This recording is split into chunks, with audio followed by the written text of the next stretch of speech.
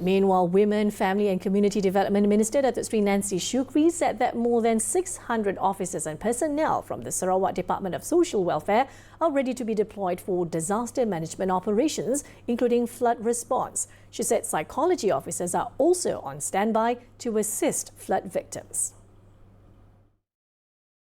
Dari segi bahan dan juga dari segi support dari segi pegawai kita dan kaki tangan yang bersedia untuk digerakkan secara maksimum.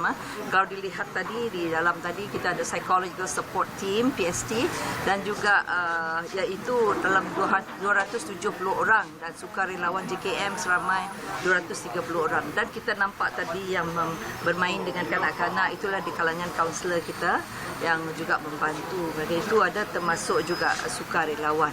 So itulah kita katakan lengkaplah setakat ini kerana mereka kita tidak mahu mereka tinggal di PPS ini rasa macam bosan.